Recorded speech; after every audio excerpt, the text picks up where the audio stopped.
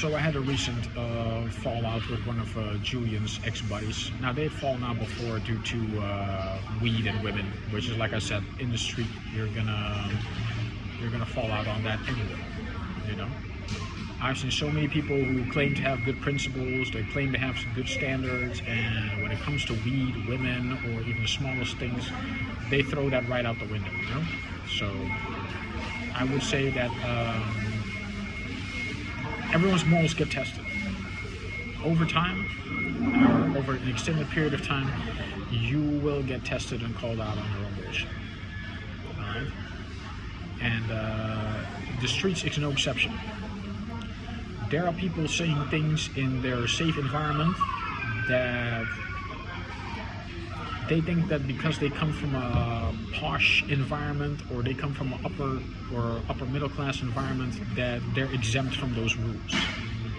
And unfortunately, with journalism, we have found out over the years that that is not the case. Not that I'm a journalist, nor that I ever wanted to be. I just knew that I had the ability to speak my mind and convey that honestly and truthfully with everyone. And yeah, you know, get the in and outs of the rewards for that, which apparently in this online world does not have to mean by direct case money, point money, but this information is money. Because a lot of people that are not from the street environment, and D.L. Hughley said it the best. D.L. Hughley said it the best. It's like when Enter the Dragon came out, everyone wanted to practice Kung Fu. And when Scarface came out, everyone wanted to be a gangster. And it's no exception. I've said it before. Pablo Escobar wanted to be a politician, and a lot of politicians want to be Pablo Escobar. And it's a lot of people that have used gangster rap or the gangster lifestyle, as I've come to call it. I've never admired it. I never wanted it, but there is people using street vernacular and street language that they think that they can say without consequences because you are of that posh environment. And I have some of them hippie shits come to me with problems because they had problems with the mob or they had problems with the police. And around here, the police and the mob are not mutually exclusive from communicating with one another. It's not my problem. Sadly to say, it's not my problem. Because I know my way around. I know that because of my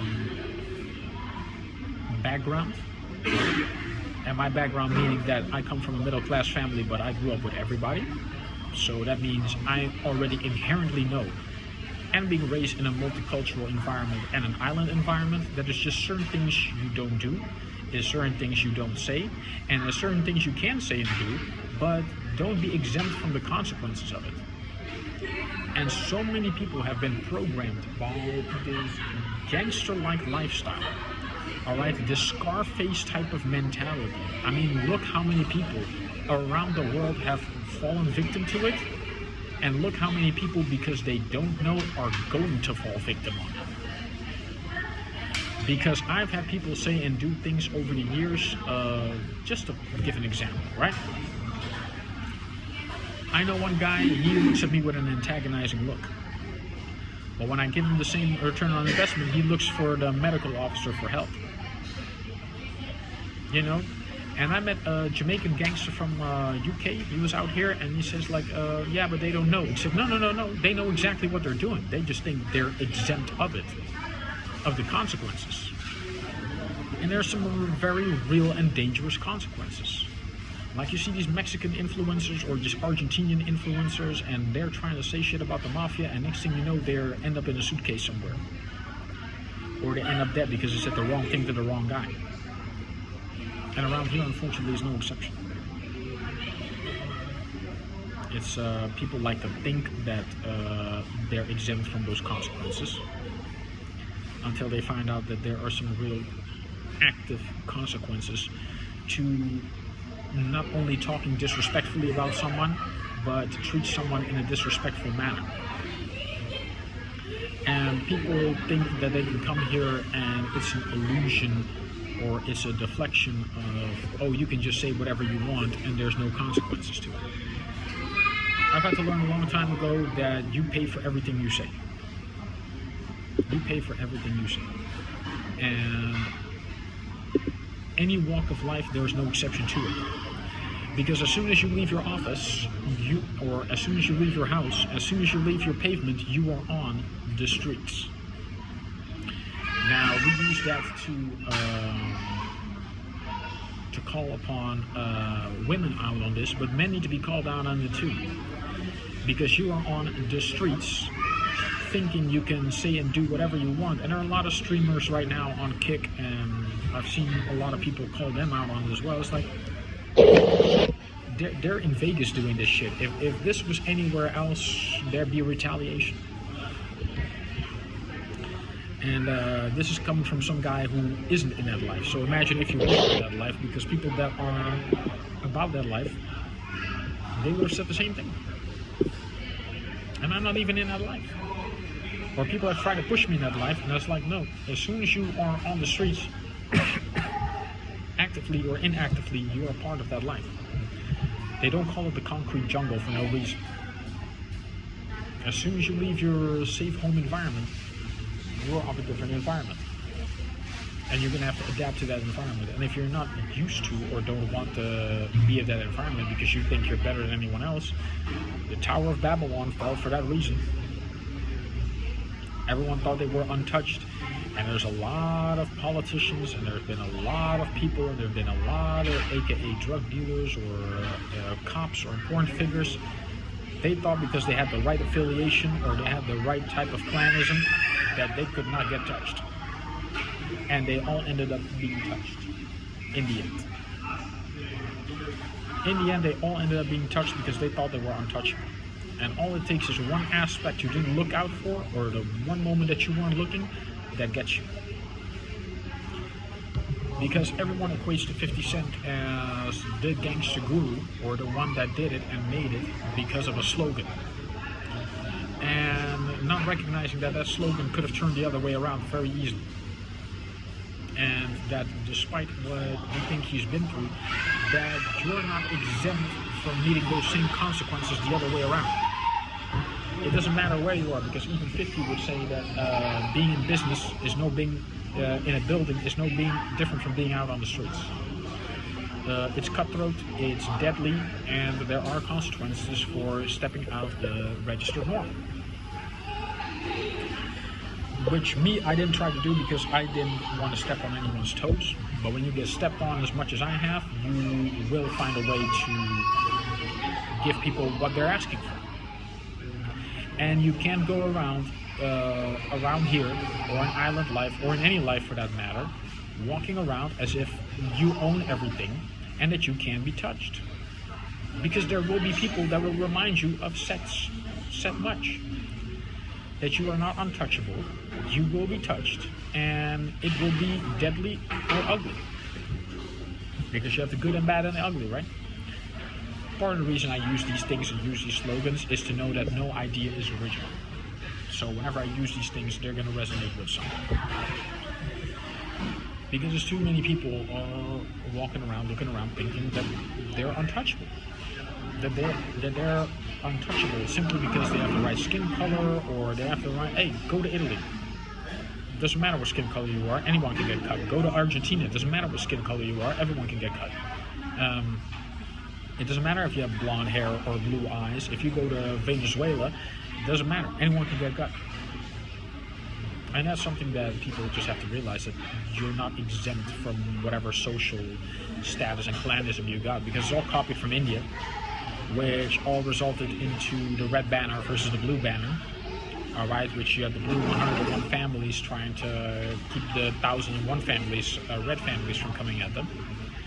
And that's just the way this whole clanism is started. And you got the gold and the green trying to combine to fight the bad and the ugly. There's apparently, according to them, the black and the white, which is where this whole colorism scheme has gone from.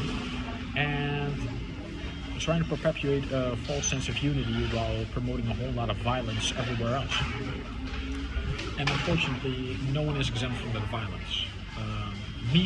I'm from a historically Samoan background, which means that I have rules to follow. from one islander to another, or from one islander to a person that's not so experienced in island life, you know this. Doesn't matter where you are, what your status symbol is, what you look like. If you step out of line, there's somebody's gonna go and check you.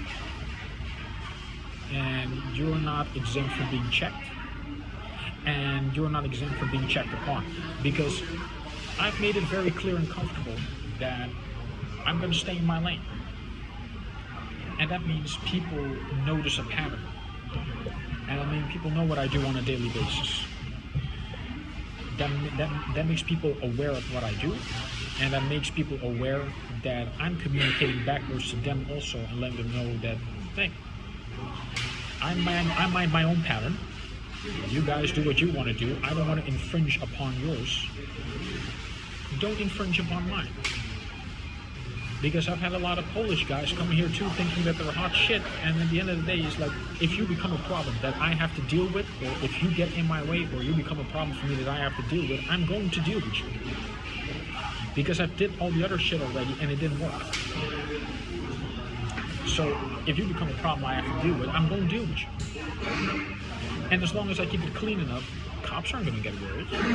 No. Cops aren't going to worry. No one inherently is going to get worried, because even with the mafia, all right, people know that I don't fuck about and I mind my own business.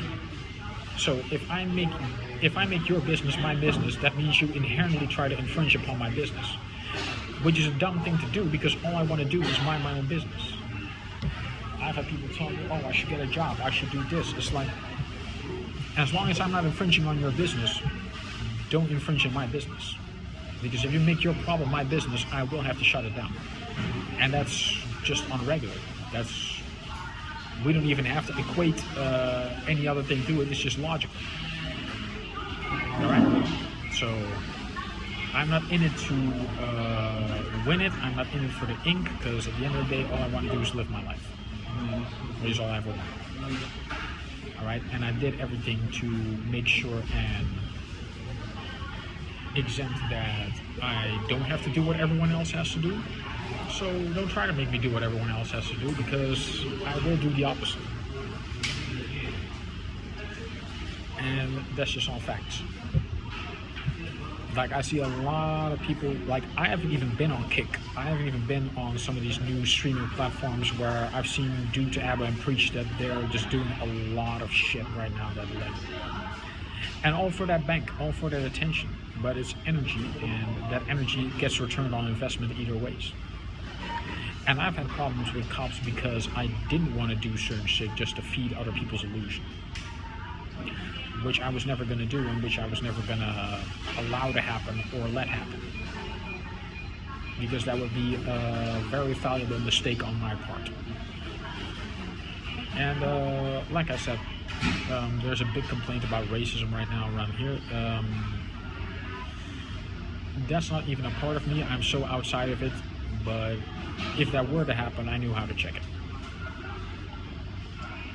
But because there is no exemption from having the consequences.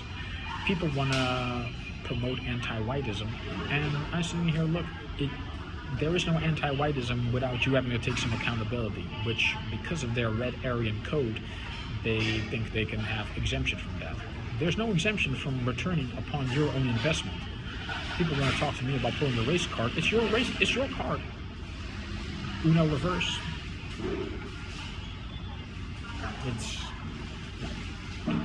It's return on your own investment, and that is no one else to inherently blame but yourselves. There's no one inherently to blame to that, because there is no anti-whiteism without you having a history of anti-everything that didn't have to do with you. And that didn't have to do with me minding my own business and you actively trying to make your business my business, which is none of your business, and you're infringing on my business. So, and especially in this online world, there have been more political rulings right now than in politics themselves. Because you can't say anything without some infringement of someone else's free speech, except for free speech itself. And yeah, there are debates right now, especially current with the Palestine situation. Like, okay, there's either you actively do something about it, or you actively try to talk something about it, and you can do both, and you can do both. So maybe that's where my real balancing act failed, is because I tried to do something without having to do something. Because I've done too much, and I have a history of people trying to infringe of me doing something simply by doing it. But I'm gonna do it regardless. So yeah, I just do it on my own time and my own pace. Because there's no out without space. So yeah, there it is. There you have it.